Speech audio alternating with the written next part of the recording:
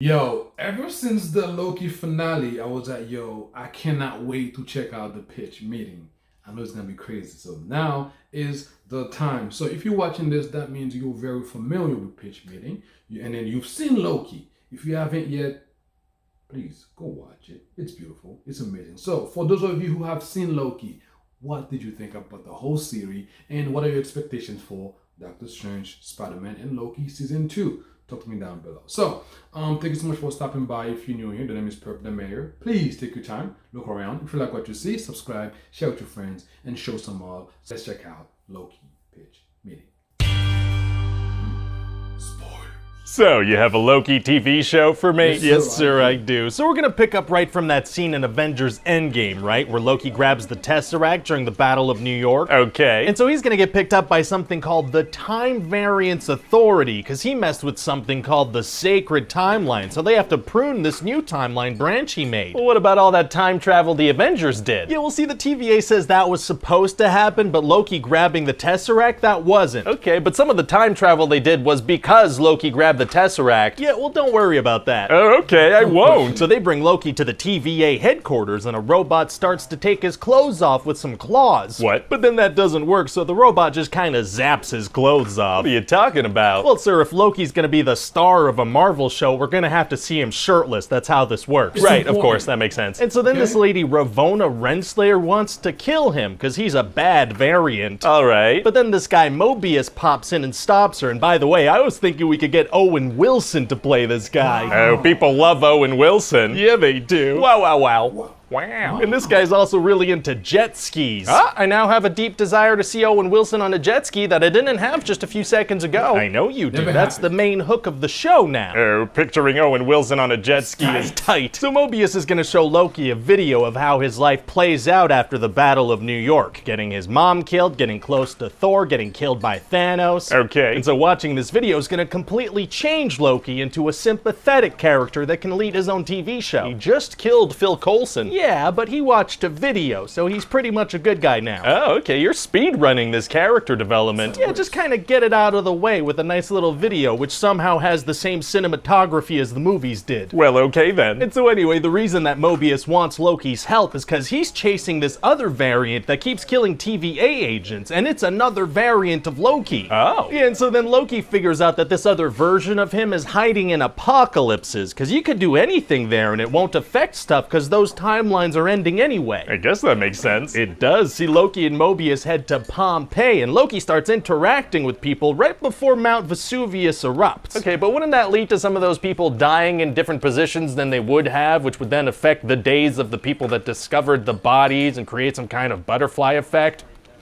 No. Oh, okay. So eventually they go to the supermarket in the future, and Loki discovers that the other Loki is a woman, and she goes by Sylvie. Oh, interesting. Yeah, and so this is her show now. What? Yeah, this is really Sylvie's story. She was pruned at a young age and managed to escape, and she's been building up this attack against the TVA for all these years, and Loki's just kind of along for the ride. Oh, okay, gotcha. And so Sylvie sends a bunch of these things called reset charges into the TVA to distract them, right? And she wants to kill these beings called the Timekeepers, who apparently run the show. Very exciting. But then they get attacked, so Loki uses this thing called a tempad to teleport them onto a planet called Lamentus that's about to be destroyed. Smart. No, not smart, because Sylvie's like, that plan at the TVA, that was years in the making. Years, and you just ruined it. So why doesn't she just use the tempad to go back and finish the job? Well, no, now it's out of power. The plan was years in the making, but she didn't charge the tempad? That's what we're going with. So then they're gonna talk and talk for like 30 minutes straight, because that's kind of the deal with these episodes. Oh, it is. Oh yeah, a whole lot of talking. So then they find this big escape ship they have to get onto, and Loki's gonna be like, oh my god, they're gonna leave all these people to die. I mean, what does he care? He just killed a bunch of people in New York. Sir, he watched a video. He cares about this stuff now. Right, sorry, I forgot. So this city starts getting destroyed, and Loki's gonna stop a building from falling with his mind. Oh wow, I didn't realize he could do that. That's because his power level changes from scene to scene, depending on what I want to happen. Oh, neat. Anyway, then the escape ship explodes, so their one way out is destroyed. Well, it's gonna be hard to get out of there now. Actually, it's gonna be super easy. Barely an inconvenience. Oh, really? Yeah, see, the power of their newfound love creates a new timeline branch, so the TVA comes and picks them up. Okay, I thought the whole thing about apocalypses was that anything can happen and it wouldn't change anything. Why does them falling in love affect things? Because it does, so they're in love now. Oh my god, can you imagine falling in love with yourself? I can. Ugh.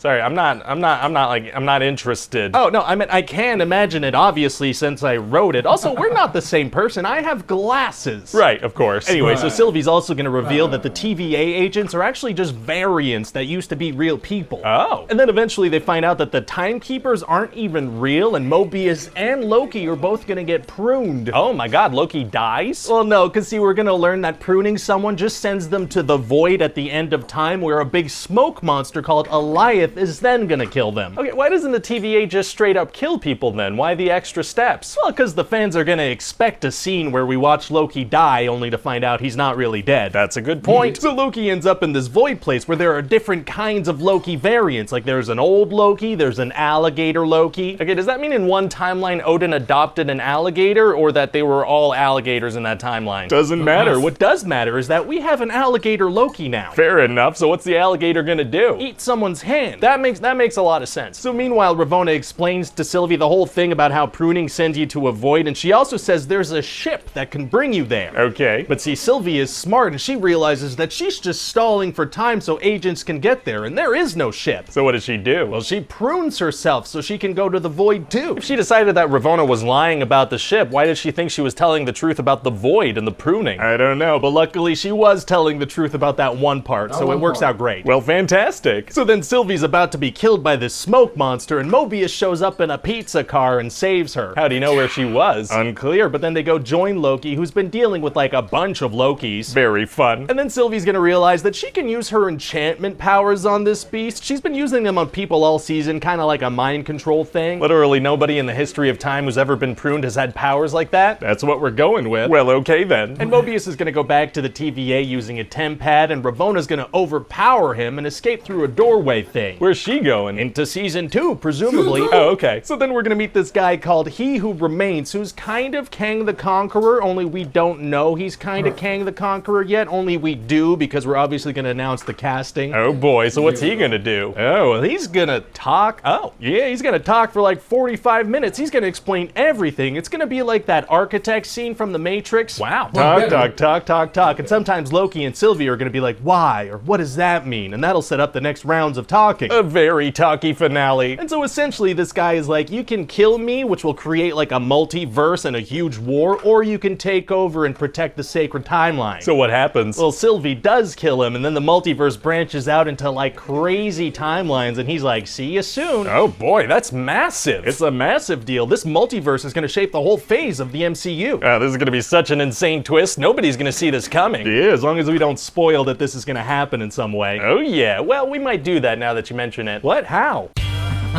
Yes, of course. So that was the funny Loki pitch meeting. On par, on point, funny, everything. So guys, please tell me down below, what did you think about this video? If you enjoyed it, let me know. If you enjoyed my reaction, leave a like, tell your friends, always come back.